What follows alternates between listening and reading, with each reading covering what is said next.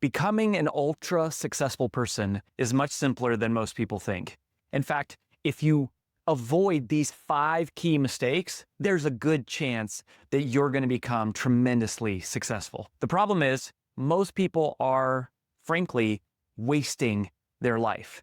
They are literally allowing minutes of their days to just disappear on end. They are making poor decisions, poor choices, and they are doing things that self-sabotage. So I want to point out what I believe are the 5 most common self-sabotaging behaviors that I see that holds people back. Number 1 is negative self-talk. You can't have negative self-talk. Some of you say things about yourself that you would never allow a stranger to say about your family, right? You're so hard on yourself that if someone else said that about someone you love, you would punch them in the face. And yet in your own head, in your own brain, you criticize yourself and you talk about why you don't look good enough, or you're not smart enough, or you're not going to make it. All of those things are the wrong thoughts, and they're not true. The only reason they feel true is because the brain believes whatever you tell it most often. But you have to form new neural pathways in your brain. You have to use positive self-talk. You have to point out the things that you love about yourself. You have to pump yourself up. You have to be your biggest cheerleader. And if you can't get that right in your own brain, there's a good chance that you're going to self-sabotage the rest of your life. Number 2 is temptation. Watch out for temptation. There are all kinds of temptations in this world.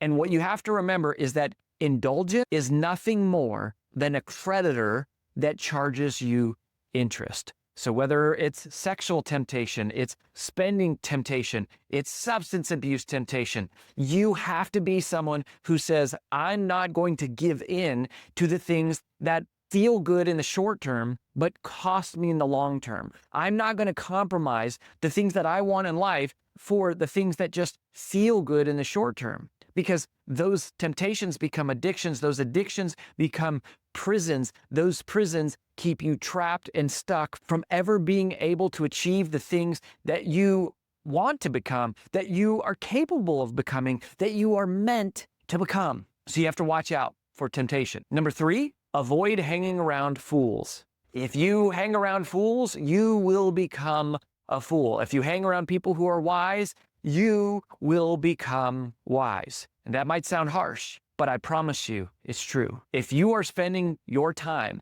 around people who drag you down, around people who encourage you to have poor behavior, around people who don't empower you or encourage you to do the things that are meaningful in this world and that are in line with the person you want to become and the dreams you want to have and the things that you want to conquer, you've got to find a new friend group. You have to. You are the average of your 5 best friends. That is true for all of us.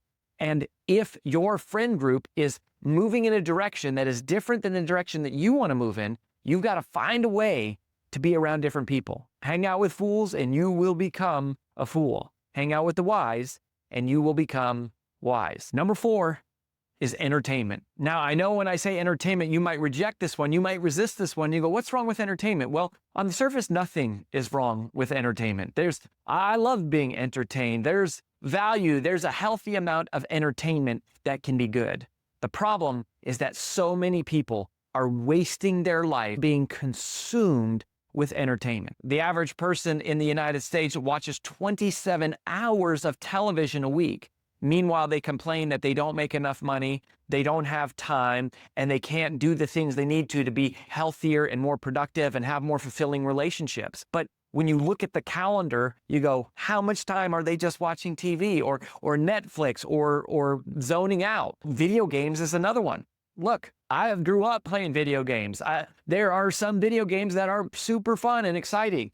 Video games, like any form of entertainment, can be good. You just have to be careful that it doesn't become the dominant thing in your life. You have to be careful to go, it's not the thing that consumes all of my time, unless you're making that as an intentional choice, as that's what you want to do. The risk isn't so much in what the thing is. The risk is in unconsciously devoting yourself to something that is stealing so much of your time that you're unaware of how much time you're losing. And I look around at the world today and I go, oh, there's a lot of people losing a lot of time where they don't realize how much time they're losing because they're allowing themselves to just engage in constant entertainment. They're just looking for someone to entertain them without them having to do anything. So some entertainment is good. Some entertainment is healthy. Entertainment, I think, is a part of the spice of life. But if you're not careful, entertainment can become a curse. It can become a consuming distraction that pulls you away from your dreams. And number 5 is good old-fashioned procrastination. You have got to break free of procrastination. If you have a dream, you have to take action on it. And the reason most people procrastinate is because actually of a deep-rooted fear of failure and a strive to be perfect. It's their perfectionism that causes them to wait. They think, I don't want to start until I have a perfect plan, until it's the perfect time, until it's the perfect opportunity. But in reality, there is no perfect plan. In fact, I love what Mike Tyson says about plans. He says, everyone has a plan until they get punched in the face. I love that. And if you're an entrepreneur of any type, man, you can appreciate how true that is. None of our plans go according to plan. What really works is iteration. It's experimentation. I want you to think of your life as an experiment.